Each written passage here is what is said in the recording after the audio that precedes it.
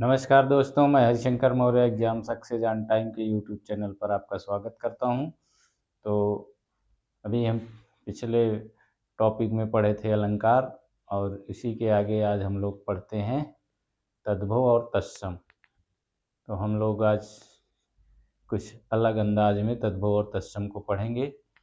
आइए देखते हैं तद्भव और तत्सम। तद्भव ऐसे संस्कृत शब्द जो अपने परिवर्तित रूप में ऐसे संस्कृत शब्द जो अपने परिवर्तित रूप में हिंदी में प्रयोग किए जा रहे हैं। मतलब आप तो जानते हैं ना, हिंदी का विकास संस्कृत से हुआ है। तो ऐसे संस्कृत शब्द जो अपने परिवर्तित रूप में हिंदी में प्रयोग किए जाते हैं उसे हम क्या कहते हैं? तद्भव कहते हैं। ऐसे संस्कृत शब्द जो परिवर्तित होकर हिंदी में प्रयोग किए जाते हैं। तो हिंदी का विकास हमारा जो है संस्कृत से हुआ है।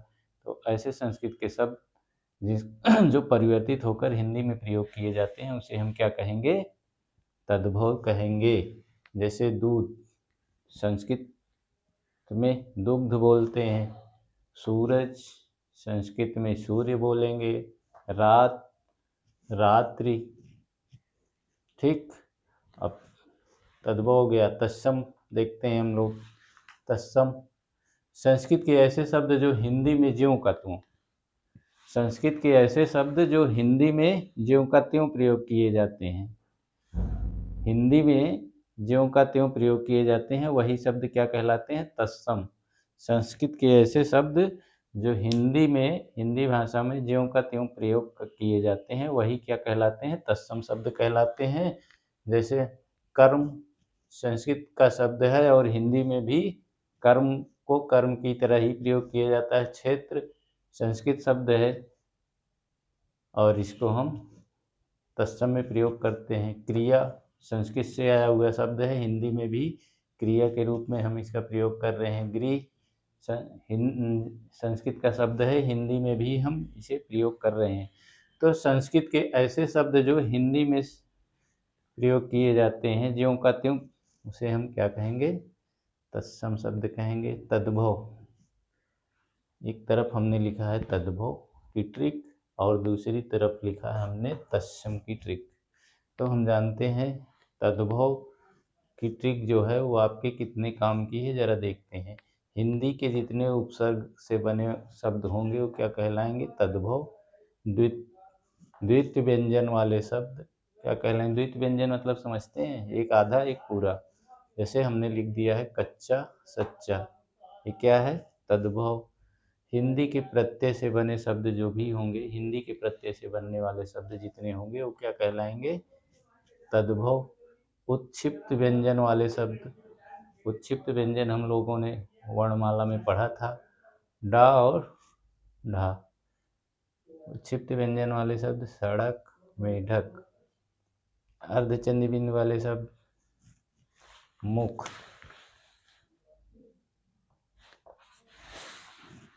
अर्धचंद्र बिंदी मुख।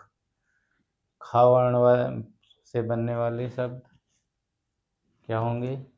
तद्भव। बा वर्ण से बनने वाले शब्द जैसे खेत हुआ, बछड़ा हुआ। सा वर्ण से बनने वाले शब्द, ता वर्ण से बनने वाले शब्द, ना वर्ण से बनने वाले शब्द, ये सारे शब्द क्या हैं?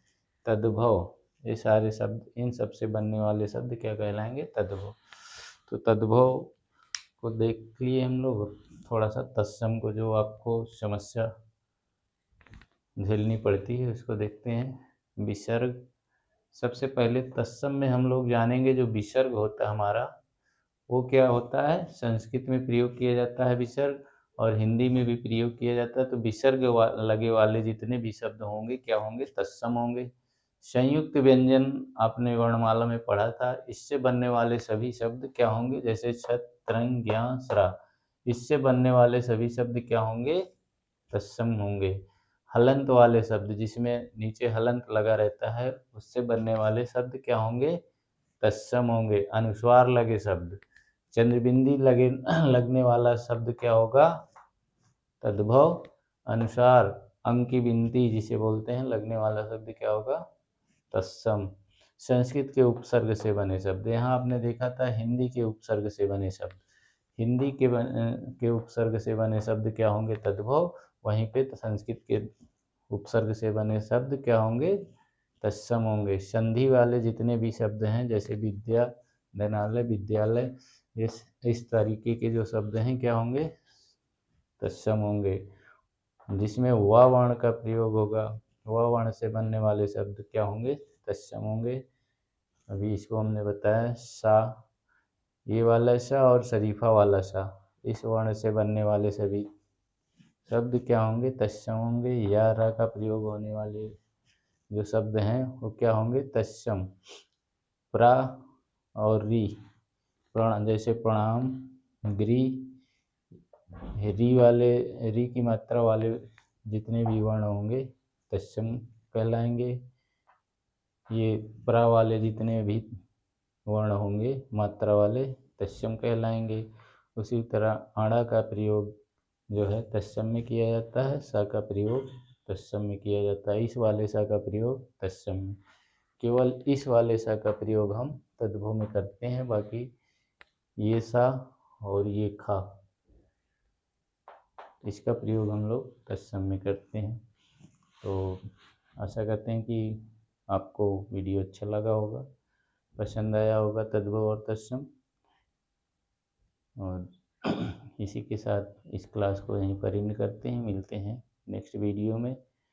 आप लोग को अच्छा लगा हो तो मेरे वीडियो को लाइक और सब्सक्राइब करें, शेयर करें। धन्यवाद।